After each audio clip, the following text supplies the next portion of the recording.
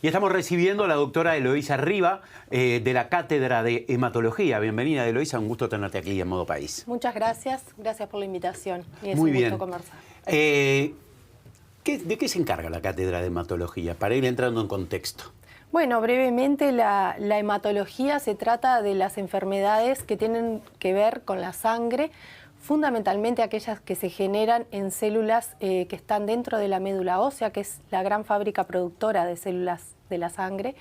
Y se tratan de enfermedades benignas y malignas. Dentro de las benignas más comunes que pueden conocer todos son, por ejemplo, las anemias y otras enfermedades malignas que pueden ser, por ejemplo, las leucemias, los linfomas, el mieloma.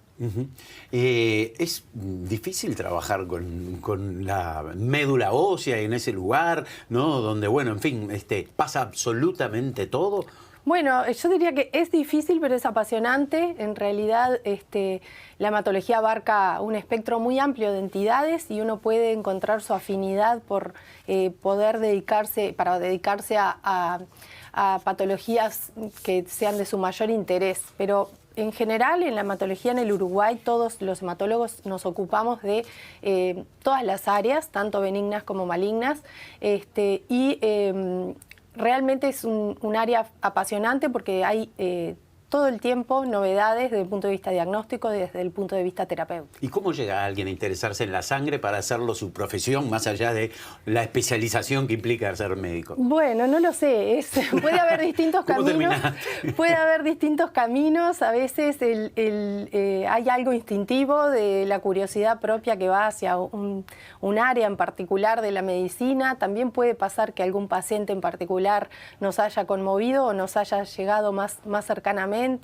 Puede pasar también tener docentes que están muy afines al área y han marcado una impronta en ese sentido. Creo que es tan variada como las personas que elegimos la carrera. Sin duda que lo del docente siempre a todos nos marcan y todos tenemos algún maestro de vida, ¿verdad? Que uno toma, ¿no? como referente. Pero eso que dijiste de tal vez un paciente que me llegó de otra manera, ¿verdad? Abunda en la historia, ¿no? De aquel que tuvo una hija que tuvo un problema o la esposa que falleció y alguien o el esposo y ese encuentra esa solución. Me pareció bien interesante. Ahora, con respecto a esas enfermedades malignas y benignas de la sangre, ¿qué números hay de cuánto inciden en nuestro país, la prevalencia de estas enfermedades? ¿Se conocen estos datos? Bueno, se conocen datos, son enfermedades muy variadas y resulta imposible resumirles todas ellas. No hay datos de todas, pero sí, por ejemplo, de algunas enfermedades, sobre todo las malignas dentro de la hematología. Hay datos de la Comisión Honoraria de la Lucha contra el Cáncer, en donde tenemos ahí disponibles los números si queremos conocer un poco sobre la prevalencia. En mieloma múltiple, que es lo que básicamente hoy vamos a conversar, hay alrededor de 120 a 150 casos nuevos por año, por ejemplo, para dar un dato numérico. Sí, generalmente se utiliza la clásica expresión, ¿no? Por periodistas y mucha gente, ¿no? De que los números son fríos. Los números no son nada fríos. Los números sí son personas con nombre y apellido, familias atrás, por supuesto, pero de frío no tienen nada, porque son los que marcan, ¿no? La utilización eficiente de recursos que dependen de la vida de las personas. Para mí, digo, sí, bueno, me parece que los números no son ni aburridos ni fríos. No, aburridos no. Creo que en el ejercicio de la profesión los números nos sirven para dar a un paciente, por ejemplo, las opciones de tratamiento y decir en qué porcentajes el paciente puede responder o no y qué efectos secundarios puede tener. Después cada paciente es el 100%, entonces también hay que relativizar eso. Pero sí desde el punto de vista de planificación de la salud y de cómo se gestionan los estudios, los recursos, los tratamientos, los números son muy importantes. Sin duda. ¿Qué investigación están llevando adelante y qué necesitan para ello? Bueno, en el Hospital de Clínicas estamos llevando adelante varios proyectos de investigación. Yo me dedico fundamentalmente al área del mieloma múltiple, que es una enfermedad maligna de la médula ósea, que generalmente en Uruguay y en el resto del mundo se diagnostica en una etapa muy avanzada, cuando ya el paciente tiene daño de los órganos, tiene anemia, tiene lesiones de hueso, tiene falla renal. Y esto genera una peor calidad de vida y una peor sobrevida. Lo interesante de esta patología en especial es que existen etapas precursoras que no son todavía malignas, en las que es posible detectar esa proteína que es como el marcador de la enfermedad. Y hacia ello es lo que estamos dirigidos ahora a investigar. No hay en el mundo grandes estudios que hayan evaluado si ese estudio de proteínas, que se llama proteinograma electroforético, debe hacerse a la población general. Todavía no hay datos sobre eso, sobre el beneficio de hacerlo parte de un screening, como se hace, por ejemplo, en cáncer de mama, en cáncer de colon, con el Papa Nicolau. Todos estamos habituados a conocer esos métodos de screening de otras enfermedades, pero el mieloma todavía no se ha definido si hay que hacerlo a todos, si hay que hacerlo a una población en particular, a un subgrupo de personas en especial. Entonces, este trabajo está dirigido a saber de la población general del Uruguay, y elegimos los mayores de 40 años porque es una enfermedad muy infrecuente en las personas más jóvenes, ¿qué prevalencia tenemos de esa enfermedad en el Uruguay hoy? O sea, personas que tienen más de esa edad y no saben que tienen esa proteína circulante, saber cuántos son, si hay algún patrón que podamos identificar por grupo etario, por género, lo que sea, por antecedentes familiares. Entonces, decir, bueno, con esos números poder decir, bueno, ¿justificaría hacer este estudio de screening a todos o hay que restringirlo a un grupo que es el grupo que tiene más riesgo? Este estudio se está llevando adelante desde el año pasado, desde finales del año pasado, y actualmente se está abriendo a toda la población del Uruguay que quiera participar. El único requisito es que tengan más de 40 años y no tengan ya un mieloma conocido. Así que todos, obviamente de 40 para arriba, se pueden anotar para participar de esta investigación. Exacto. ¿Hombres, mujeres? Hombres, mujeres con antecedentes de cualquier otra enfermedad que no sea un mieloma múltiple o enfermedades previas del mieloma. Decías que no habían estudios con respecto a, bueno, la cantidad de gente que es, si hay que hacerlos a todos. ¿Esto es porque es algo relativamente nuevo, la detección de esa proteína como marcador, o porque se está esperando por alguna otra razón? Bueno, en realidad no es que se esté esperando, sino que con el advenimiento de nuevas drogas, de nuevos fármacos, se ha visto que tratar la enfermedad precozmente es mejor. Eso no se había demostrado hasta hace poco tiempo. Y los criterios de diagnóstico del mieloma múltiple han ido evolucionando. Antes, para diagnosticar un mieloma múltiple, el paciente ya tenía que tener daño de los órganos, o bien anemia, o bien una lesión ósea, o bien falla renal, y cumplir criterios de diagnóstico en cuanto a la cantidad de células de la enfermedad que hay en la médula. Hoy por hoy ya con nuevas estrategias de diagnóstico hay exámenes que nos permiten diagnosticar un mieloma múltiple antes de que la persona tenga ese daño y tratarlo efectivamente. Entonces, eso llevó de la mano a ver que las entidades previas al mieloma, porque el mieloma es como una enfermedad que se va desarrollando desde una fase que no es maligna hasta la fase en la que las células mutan y se vuelven más agresivas y generan ese daño. Entonces, se está evolucionando. Antes tratábamos solo a los pacientes que ya tenían un daño. Ahora ya tratamos pacientes que no tienen ningún daño y en los que hicimos diagnóstico con los nuevos criterios. Probablemente a futuro, no sabemos, pero a futuro es posible que aún se pueda encontrar un tratamiento en etapas aún más prematuras. Entonces, resulta importante, teniendo un marcador que nos dice, bueno, esta persona puede tener más riesgo de desarrollar un mieloma, poder seguirlo a tiempo para evitar que esta persona tenga daño de órganos, necesite diálisis, necesite transfusión. ¿Cuándo calculan que terminarán con el estudio? Bueno, el estudio ¿Y a cuántas personas calculan que pueden estudiar? Bueno, el estudio está programado para llegar a 9.000 personas. estudiadas. Vamos en este momento unas 2.000.